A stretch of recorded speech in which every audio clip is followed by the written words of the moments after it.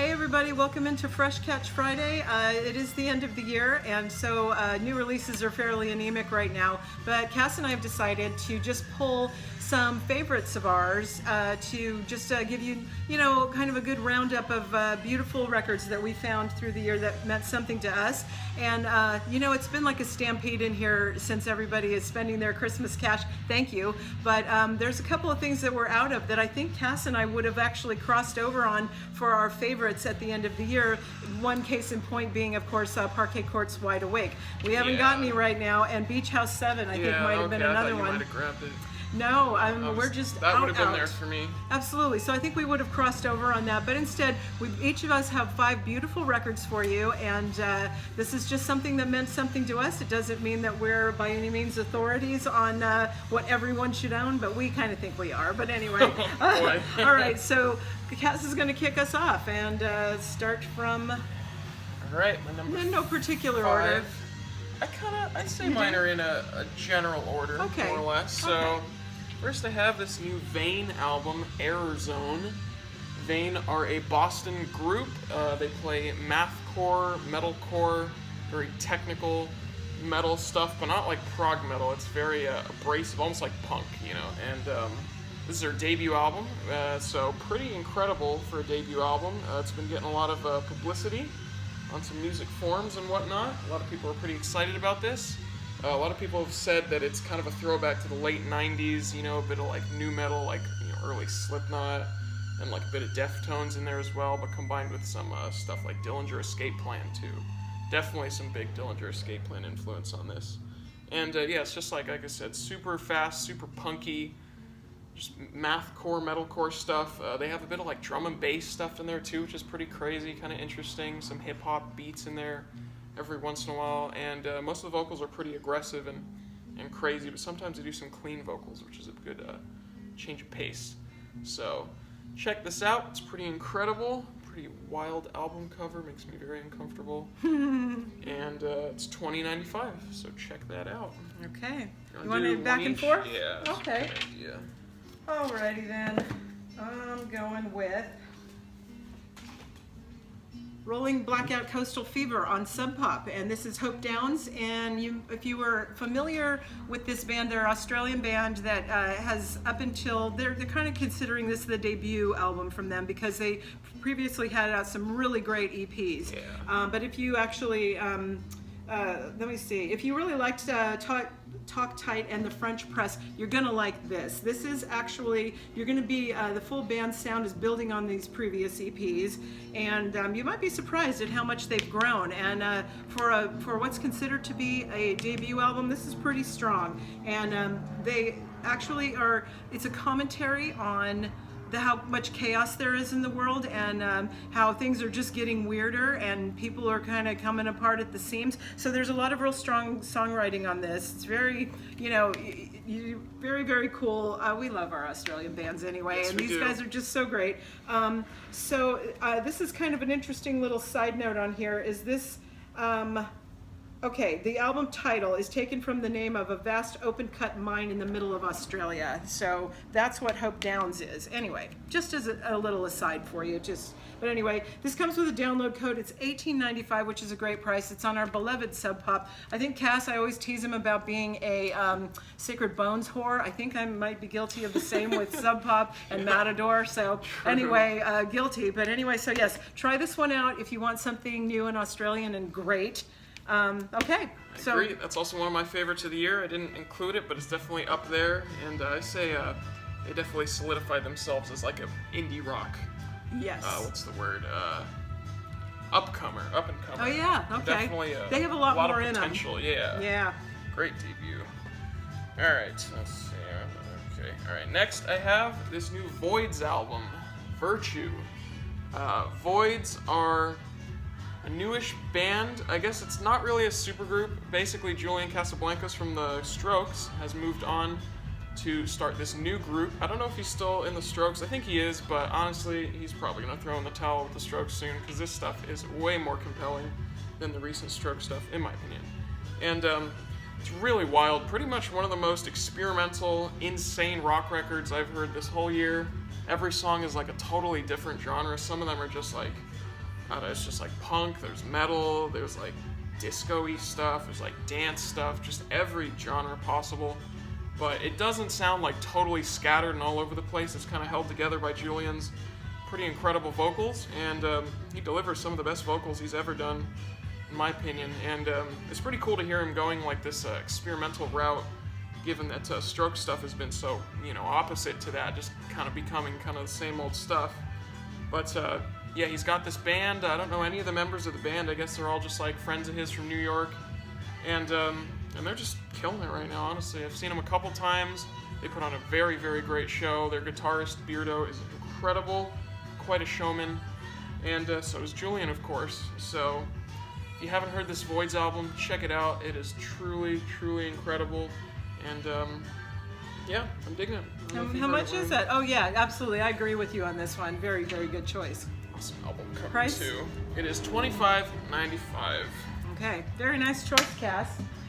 Okay, and this has been in a lot of people's end of the year favorites, but I'm going with it. Mitski, Be the Cowboy.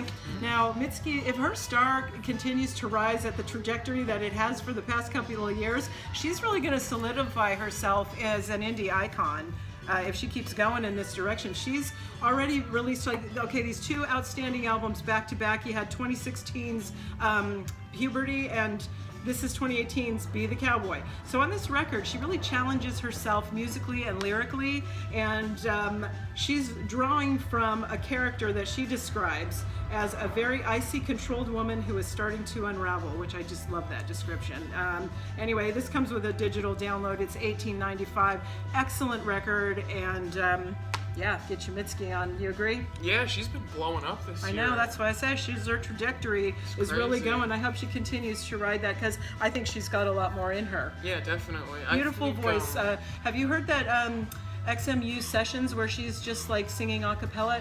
She's like dead on. She's like really amazing. Really. Yeah, that track Nobody, honestly, probably one of the best tracks I think I've heard this year. That is beautiful, and just shows you she is not a product of the studio. She's definitely got the goods to back it up. So you'll enjoy this. If you haven't tried Mitski, it's time.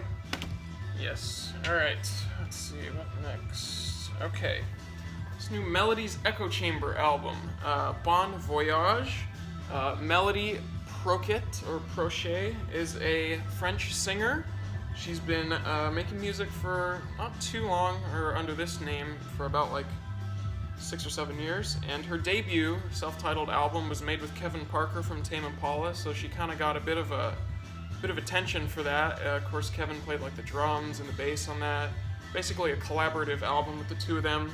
And that was an incredible album, but since then she's decided to move on with working with him, and she worked with some guys from Dunyan, another great psych band, and they also handle some of the drums, but she also does a lot of the drums on this album as well.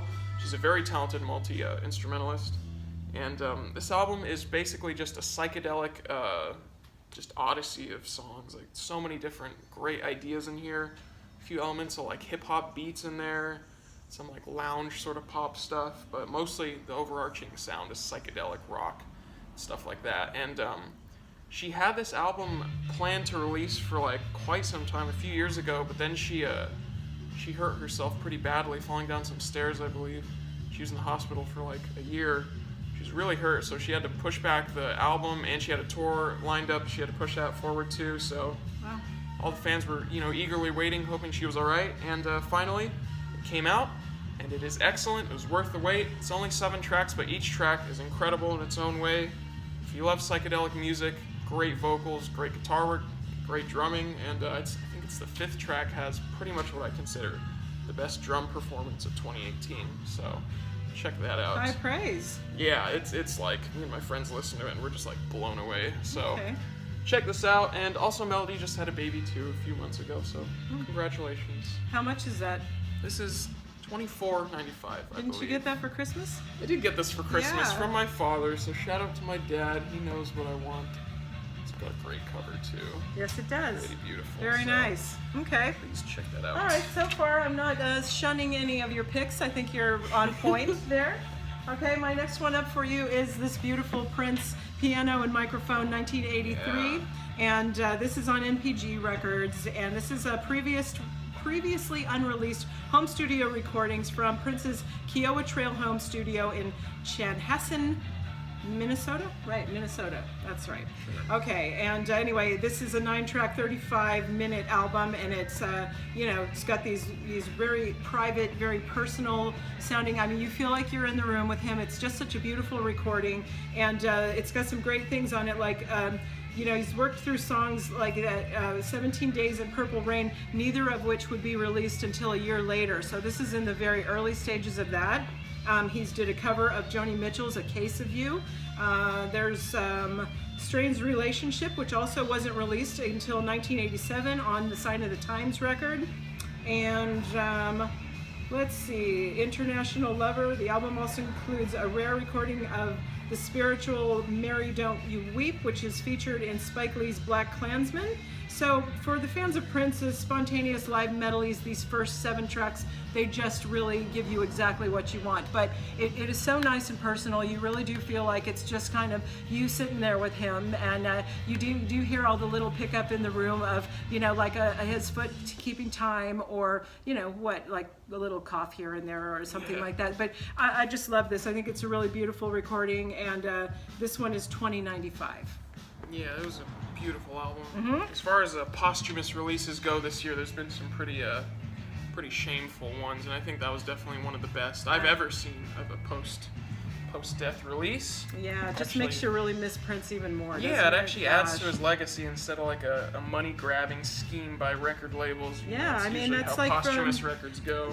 And being from recorded from cassette, it actually still has a really great sound to it. I always kind of dismiss stuff like that as, oh God, cassette. But, but it adds to the rawness of it for sure. All right, next, this is pretty close to being my number 1, but the next album is a little better. But this Death Grips album, You're the Snitch, very, very great record. Death Grips is a Sacramento-based rap group. I guess they've kind of moved away from rap on this album, more towards rock.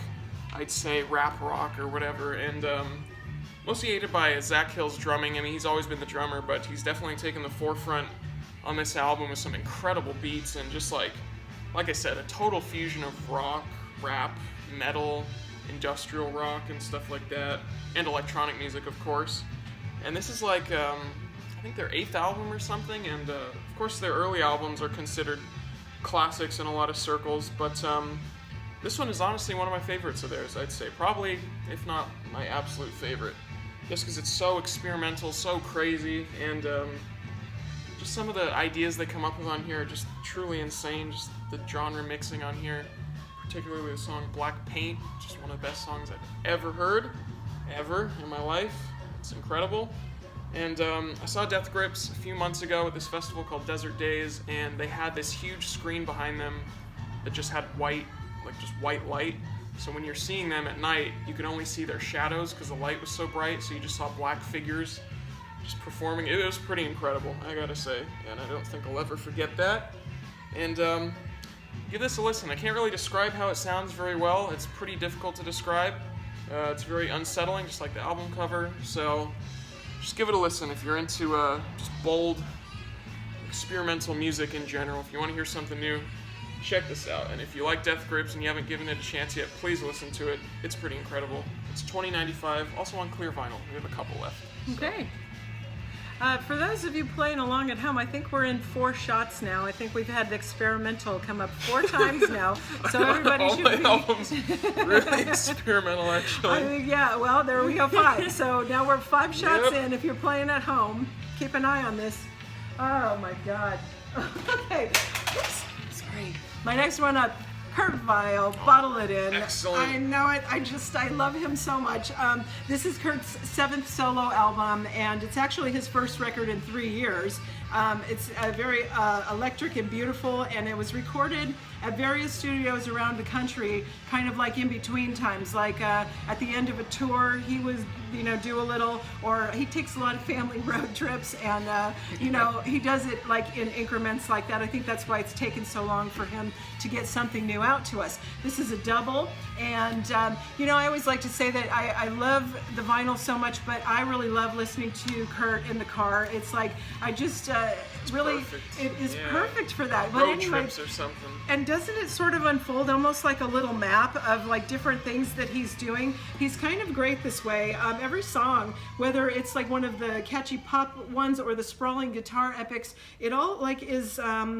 You know, it becomes a journey unto itself, and it's like he's such a great writer, and he's got this very special, lazy kind of delivery where even live, when we've seen him, you know, every song kind of gets rearranged when he does it live because he's just got this kind of, oh, I don't know, what do you want to call it, Cass? It's like It seems so like on the spot, you know, just so you know, in the moment when he's singing, you know, just stream of consciousness. You just Right. feel like you can relate to him no matter who you are. Sure, but it's Just feel like interesting you're his friend, phrasing you know? too. The way that he Yeah. stretches words, or does I just anyway. He's so unique and so wonderful, and you know, it's like jive talk and drawl. I think, you know, you could call it like that. But he just revels in the minutia of music, and he's not simply incorporating new instruments, but he's emphasizing how they interact with his own guitar and voice, which is just so special. And you know, he kind of is known. There's like 3 songs over these 2 discs that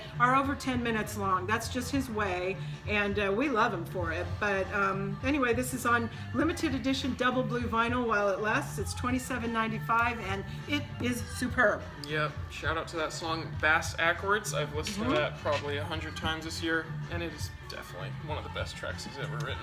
I don't know if I've got a few favorites on there, but I mean, I don't think there's a bad one in the whole thing. It's like, it's not even a grower. I liked it right out of the gate. You know, it was great. All right, so should we do a little drum roll for you? All right, number 1 pick for Cass. This year's number 1. All right, number 1 is Daughters. You Won't Get What You Want. If you know me, you know this is my favorite album of the year. I've been listening to it so much. Daughters, I didn't really know him that well before this, but I heard the single, or I read somewhere that the single came out leading up to this album, and I read their story that they were on hiatus for 8 years, which is quite a long time. And the story of how they got back together is pretty cool. I think I said it in a different video, but anyway, the guitarist and the singer, they were kind of like not getting along, and then this guy that works for a record label called them both and said the other wanted to hang out, but neither of them said that, but they both thought they did. So basically he got them in a room, tricked them, got them talking, and that was that. They pretty much got them back together, and this incredible album was the result of that.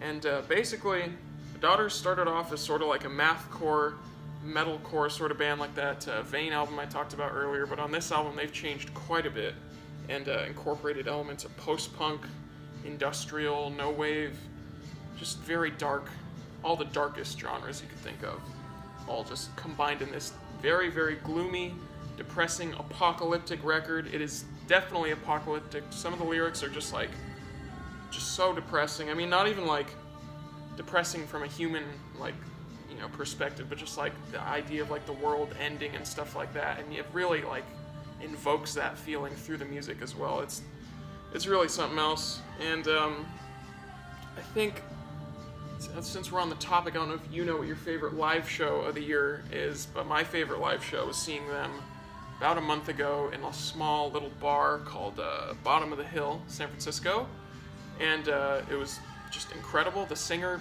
had so much passion. He was really like putting himself out there, scratching himself up, flying around the crowd, and the guitarist was just, you know, wriggling around, flying around too. So incredible live band. Incredible album. I'm still blown away by it. Some of the guitar tones on here just blow my mind. I can't even fathom how their guitars, they just sound like screeching synths or something. It's insane. And the vocals, very poetic, very depressing, like I've said, very thought-provoking, philosophical as well. And it must be listened to. It's going to put you in a weird mood if you listen to the whole thing, but I enjoy that, so I'm hoping you do too. And we have a couple of these left. It's pretty hard to get right now, but we somehow have 2 left. Colored vinyl, $29.95. So if you want to pick this up, come get it quick. I highly, highly recommend it. Nice. What color is that vinyl? London Fog. So I guess Okay. gray vinyl. Very nice. Okay, yeah. Shows of the year. That's interesting. I guess for me, well, hang on a second. Is it gonna be? Okay. You probably can even think I figure know. this out. My boy, Jim James. This is Uniform Distortion, and not just because of, you know, my just deep love for this man, but this is actually a really wonderful record. It is on ATO Records, and it's information overload and it's discontents.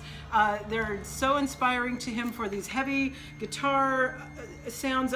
You know, it's more like classic My Morning Jacket record than any solo stuff that Jim's put out in the, you know, in years. This is his third solo album of original material. I think that it's 5 because he's got 2 that cover, or maybe it's 6.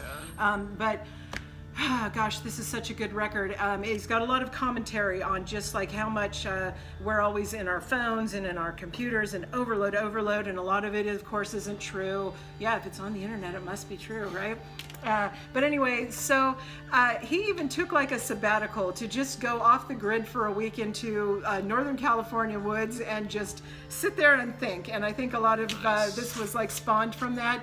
But, you know, don't kind of dismiss him as like a hairy beardo that's like, you know, got some southern rock roots or something like that. No, it's so much more than that. He is just such a thoughtful, intelligent man, and just writes such great songs. But you know what's kind of fun about this record too is as you're listening to it, there's like a lot of times in the middle of a song where he's like, there's laughter. He cracks himself up, you know, and he sings through it, but it's so charming and it's so real. There's a companion piece to this that's called Uniform Clarity that is all these songs pared down like in demos, and then there's 2 extra tracks on that. But I have to say, I really do prefer it with like the blistering guitar. I think it's wonderful. Let me see. So he's really embracing simplicity and levity. This is like, you know, it's got his fiery fretwork on it, but also, you know, his voice when he soars, like it's enough to rattle the stars. It's just, you know, it's so pure and beautiful, and I don't know if he gets enough credit for being just such an amazing singer that he is. But anyway, it's limited edition clear vinyl for $22.95 or the regular black for $21.95, but why would you when you can have clear? So yeah, this could have just been my show of the year as well. I'm not sure if it was this or if it was Parquet Courts. I don't really know because both of these were so much fun. But yeah, for me, it's really hard for me to even be in the same room with this guy because I just go out of my head. Whereas Parquet Courts was so much more like engaged and into the fun of it. And that was a really, you know, just such a fun time. So anyway, love this. I hope that you guys will just take a chance if you don't know him, or try some My Morning Jacket if you want to, like do some YouTubing and see, and just, yeah, the voice, there he is. Okay, so all right. 5 and 5. I actually think you had a very nice group of picks there. I'm not always on with you. We kind of cross in some areas, and in some we're at polar opposite ends, but I think that was like a very nice 5 picks you had for our friends. So yeah, as the new year starts up, there's going to be more exciting new releases coming through. We hope that you guys have a really wonderful and safe New Year's Eve. If you're going to be out and about, please do be careful. And Cass will be here this weekend ushering you into the new year. And if you want to spend some Christmas money, he's got great suggestions. Apart from these, a lot of other stuff. We should probably do a little mention of some other records that we liked. There was like Jay Mascis had a great album, Father John Misty, Courtney Barnett, Almond Dunes.